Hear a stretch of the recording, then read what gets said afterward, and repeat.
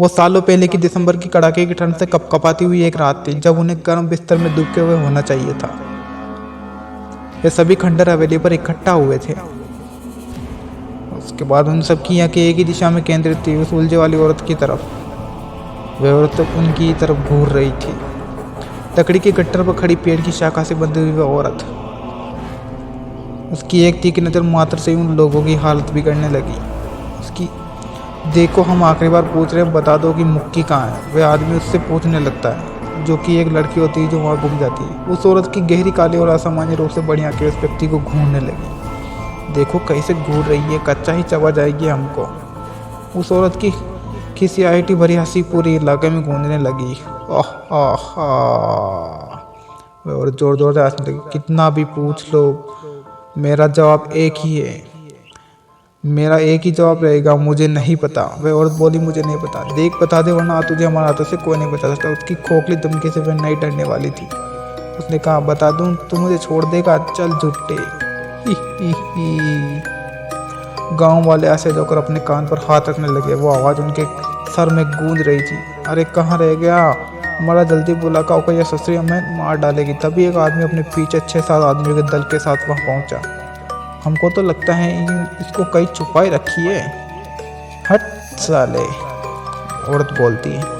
वह अब कभी नहीं मिलेगी मुक्की, तुम लोगों को कभी नहीं मिलेगी। अरे देख कर रहे हो, इसका जिंदा रख के कोनो फायदा ना है। जल्दी से इसको जला दो। सारे उसे जलाने के लिए तैयार हो जाते हैं। उसकी भयानक आंखें सब लोगों को घूर रही होती है। मुक्की, जो कि इस कहानी का मेन पार्ट, जो लड़की गायब हो चुकी है। पर मुक्की हो का भी तो ढूंढना का पड़ेगा, आदमी बोलता है। वो लड़कियों को ढूंढेगा बाद में, पहले इनका इलाज तो करो। लेकिन ये काम करेगा कौन?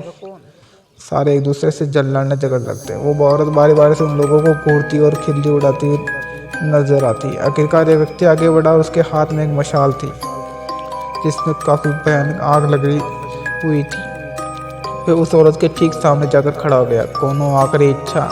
जवाब में उस औरत का कर्कश स्वर गूंजा, बीड़ी है बीड़ी, ला ये बीड़ी मांग रही है तो।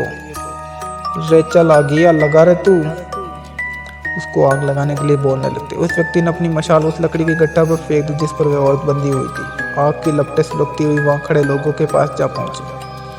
तभी हल्की सी हवा चली, आग की आवाज के साथ, और सारे आदमी नीचे गिर गए, क्योंकि उस आग का जो तपन था वो दूर तक जा रहा। लोगों की दहशत भरी शिकारी से माहौल भयावह उठा।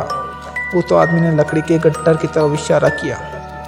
वो औरत हवा में तैर रही थी। ये साहब देखिए, इसके पैर हवा में ऊपर की तरफ थे और सब लोग देख के उसे चौंक गए। उसकी साड़ी कुछ इंच हट गई थी और उसे ऐसा नज़ारा दिख रहा था जो दिल दिला देने वाला था। उसके दोनों पाँव उल्टे थे, कुछ इस प्रकार से। आग में लिपटी उस भयानक औरत की आवाज़ पतले शीशे की तरह चमक रही थी। हा हा हा।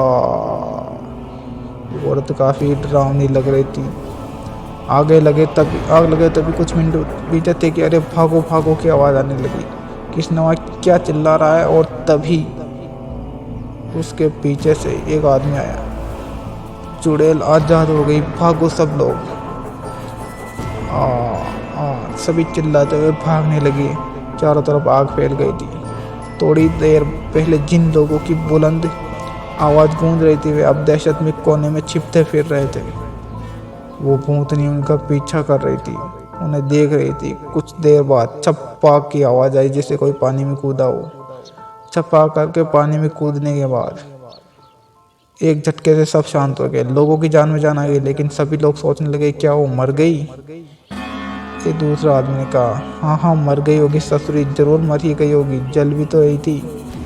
और कई बच गई होगी, तब मतलब पानी से आग बुझ गई होगी। अरे यार, अब ना हमको लग रहा है बीड़ी देना रहा था का कहीं कभी। अरे चलो सब, और मर गई, बस काम खत्म। हाँ हाँ हाँ चलो भाई चलते हैं। सब ने आपस में एक दूसरे को समझाया और अपने घरों की तरफ लौटने लगे। समझ में नहीं आ रहा था कि अब क्या होगा आगे जाकर। सारे लोग इकट्ठा होकर घर की तरफ निकल पड़े, पर वे सच से दूर थे। क्या खैरियतपुर से वो